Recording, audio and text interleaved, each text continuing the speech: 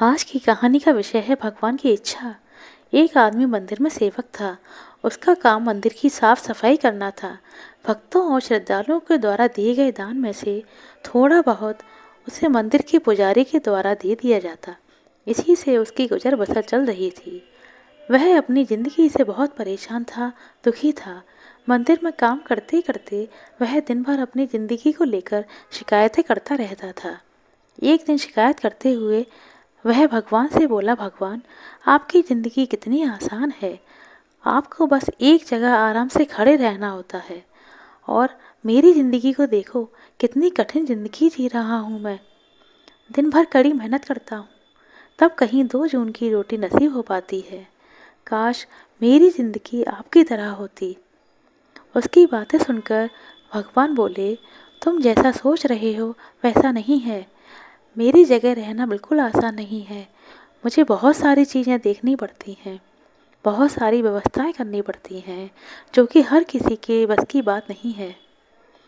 वह व्यक्ति बोला, भगवान जी, आप कैसी बातें कर रहे हैं। आपका काम आसान ही तो है। आपकी तरह तो मैं दिन भर खड़े रह सकता हूँ। इसमें कौन सी बड़ी बात है। वह मंदिर का सेवक ऐसा बोला भगवान को। भगवान बोले, तुम नहीं कर पाओगे। इस काम में बहुत धैर्य की आवश्यकता पड़ती है। भगवान ने उसे बहुत समझाया। वह व्यक्ति बोला, मैं ज़रूर कर पाऊँगा। आप मुझे एक दिन के लिए अपनी ज़िंदगी जीने दीजिए। आप जैसा बताएंगे मैं वैसा ही करूँगा।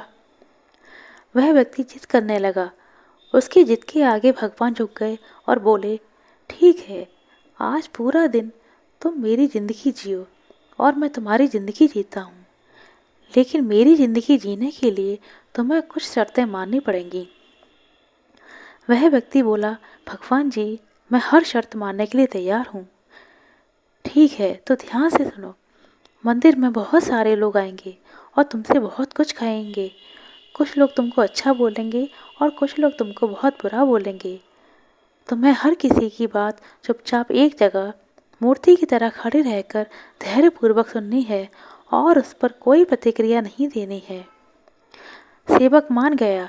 भगवान और उसने अपनी जिंदगी के एक दिन की अदला बदली कर ली। सेवक भगवान की जगह मूर्ति बनकर खड़ा हो गया और भगवान मंदिर की साफ सफाई का काम निपटाने लगे और वह काम निपटाकर वहां से चले गए। कुछ समय बीतने के बाद मंदिर में एक धनी व्यापारी आया। भगवान से प्रार्थना करते हुए बोला, भगवान जी, मैं एक नई फैक्ट्री डाल रहा हूँ। मुझे आशीर्वाद दीजिए कि यह फैक्ट्री अच्छी तरह चले और मैं इससे अच्छा मुनाफा कमा पाऊँ। प्रार्थना करने के बाद वह भगवान को प्रणाम करने के लिए नीचे झुका तो उसका बटुआ गिर गया। जब वह वहां से जाने लगा तो भगवान की जगह खड़े मंदिर के सेवक का मन हुआ कि उस व्यापारी को बता दे कि उसका बटुआ गिर गया है, लेकिन शर्त के अनुसार उसे चुपचाप खड़े रहना था। इसलिए वह कुछ नहीं बोला और खामोश खड़ा रहा। इसके तुरंत बाद एक गरीब आदमी वहां आया और वो भगवान से बोला, भगवान जी, बहुत गरीबी से जीवन काट रहा हूँ। परिवार का पेट पालना बहुत मुश्किल हो रहा है। माँ की दवाई की व्यवस्था करनी है। समझ नहीं पा रहा कि इतना सब कैसे करूँ। देखो, आज मेरे पास बस 1 रुपया है। मैं इससे क्या कर पाऊँगा। आप ही कुछ चमत्कार कर दीजिए और मेरे लिए धन की व्यवस्था कर दीजिए। प्रार्थना करने के बाद जैसे ही वह जाने को हुआ, उसे नीचे गिरा व्यापारी का बटुआ दिखाई दिया। उसने बटुआ उठा लिया और भगवान को धन्यवाद देते हुए बोला, भगवान जी, आप धन्य हैं। आपने मेरी प्रार्थना इतनी जल्दी सुन ली।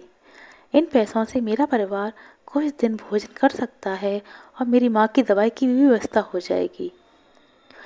भगवान को धन्यवाद देकर वह वहाँ से जाने लगा। तब भगवान बने मंदिर के सेवक का मन हुआ कि उसे बता दे कि वह बटुआ तो व्यापारी का है, उसे मैंने नहीं दिया है। वह जो कर रहा है वह चोरी है। लेकिन वह चुप रहने के लिए विवश था, इसलिए मन मारकर चुपचाप खड़ा रहा। मंदिर में आने वाला तीसरा व्यक्ति एक नाविक था। वह 15 दिनों के लिए समुद्री यात्रा पर जा रहा था। भगवान से उसने प्रार्थना की कि उसकी यात्रा सुरक्षित रहे और वह सकुशल वापस आ सके। वह प्रार्थना कर ही रहा था कि वह धनी व्यापारी वहां आ गया जो सबसे पहले आया था। वह अपने साथ पुलिस को भी लेकर आया। नाविक को देखकर वह पुलिस से बोला, मेरे बाद ये मंदिर में आया है, जरूर इसी ने मेरा बटुआ चुराया होगा, आप इसे गिरफ्तार कर लीजिए। पुलिस नाविक को पकड़कर ले जाने लगी। भगवान बने आदमी को अपने सामने होता हुआ यह अन्याय सहन नहीं हुआ। शर्त के अनुसार उसे चुप रहना था, लेकिन उसे लगा कि बहुत गलत हो चुका है। यदि अब मैं चुप रहा तो एक बेकसूर आदमी को व्यर्थ में ही सजा भुगतनी पड़ेगी। उसने अपनी चुप्पी तोड़ते हुए कहा, आप गलत व्यक्ति को पकड़कर ले जा रहे हैं। ये बटुआ इस नाविक ने नहीं चुराया है, बल्कि इसके पहले आए गरीब व्यक्ति ने चुराया है। मैं भगवान हूँ और मैंने सब कुछ देखा है। पुलिस भगवान की बात कैसे नहीं मानती। उनकी बात मानकर उन्होंने नाविक को छोड़ दिया और उस गरीब आदमी को पकड़ लिया जिसने बटुआ उठाया था।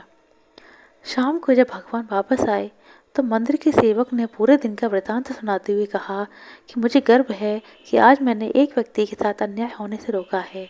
देखिए, आपकी ज़िंदगी जीकर आज मैंने कितना अच्छा काम किया है। उसकी बात सुनकर भगवान बोले, ये तुमने क्या किया? मैंने तुमसे कहा था कि चुपचाप मूर्ति बनकर खड़े रहना, लेकिन वैसा न कर तुमने मेरी पूरी योजना पर पानी फेर दिया। उस धनी व्यापारी ने बुरे कर्मों से बहुत सारा धन इकट्ठा किया है। यदि उसमें से कुछ पैसे गरीब आदमी को मिल जाते तो उसका भला हो जाता और व्यापारी के पाप भी कुछ कम हो जाते।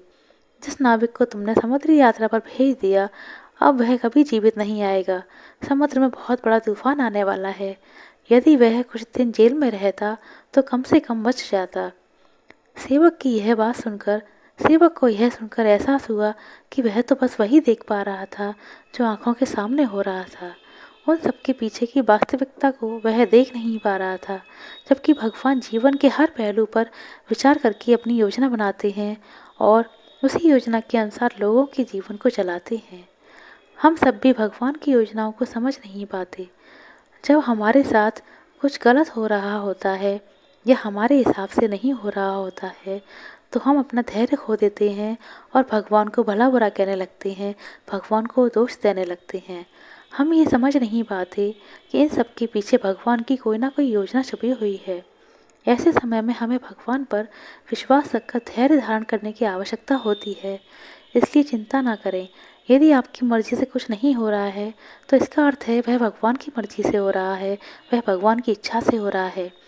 भले ही देर से ही सही, भगवान की इच्छा से सब कुछ अच्छा ही होता है। इसलिए हमें हमेशा भगवान पर भरोसा रखना चाहिए कि वह जो हमारे साथ करेंगे वो अच्छा ही करेंगे। उसमें कुछ ना कुछ अच्छा छिपा होता है। अपना कीमती समय बहुत देने के लिए बहुत बहुत धन्यवाद दोस्तों। वीडियो पसंद आया तो लाइक करें, शेयर करें, हमारे चैनल को सब्सक्राइब करें। आपका दिन शुभ हो दोस्तों। बहुत बहुत धन्यवाद आपका।